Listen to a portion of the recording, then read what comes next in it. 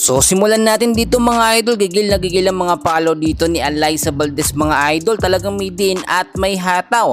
Finals na kasi, ang tindi rin na binitawan dito na follow nitong si BDL Bea De Leon mga idol, talagang ayaw magpatalo. Well, finally mga idol, laban na nga po sa finals dito sa PBL ng Creamline Cool Smashers at ng Petrogas Angels. Grabe ang tindi na naging laban mga idol, pero tingnan muna natin yung naging starting 6 lineup ng CCS. Pang malakasan ho, ginamit si Pangs Panaga, si Bea De Leon, si Totis Carlos, Kyle Negrito, Bernadette Pons at Alyssa Valdez. Wala ho sa starting lineup etong si Gemma Galanza, pero nagamit naman siya sa mga sumunod na set.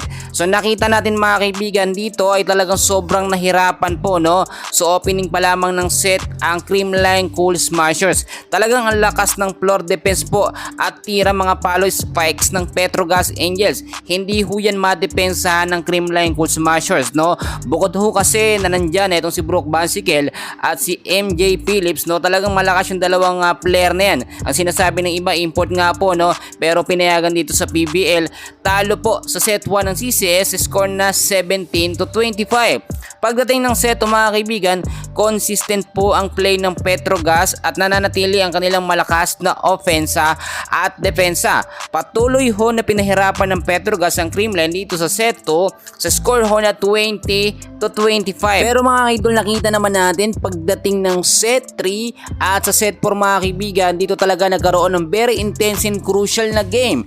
Nakuha po ng CCS ang pagkapanalo sa set 3. Akala natin mga kaibigan, no, ay magtutuloy-tuloy na ang pagkapanalo ng Petrogas, pero alam nyo, ang Creamline Cool Smashers minsan talaga sa bandang hulihan humahataw at bumabawi. Panalo ang CCS sa set 3 dito nga po sa Petrogas. Pagdating naman ng set 4 mga kaibigan, early pa lamang ng game, lamang na po, no, ng ilang puntos ang Creamline Cool Smashers at ang Petrogas Angels ay binabago nila ang kanilang sistema, no, ang offense at depensa nila. Puro nga po timeout sila mga idol para nga po makontra, lumalakas sa depensa ng Creamline habang tumatagal ho ang naging laban. So nakita natin mas malakas pa rin ng offense at depensa na meron ngayon sa Creamline Cool Smashers.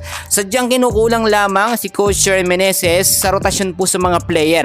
Pero kung makikita nyo mga kaibigan, hindi na o nalelesin na yung mga errors po ng Creamline Cool Smashers dito sa set 3 at sa set 4. Binigay ng CCH yung laban sa set 1, set 2, 3 and 4. Dito nakita natin kung gaano talaga kagaling ang Creamline Cool Smashers. But so far para sa akin, ito yung isa sa pinakamagandang laban nga po ng Creamline Cool Smashers dito nga po sa PBL Finals. Yan muna ang update natin. Episode nyo kakalimutan na mag-like and subscribe. Maraming salamat po.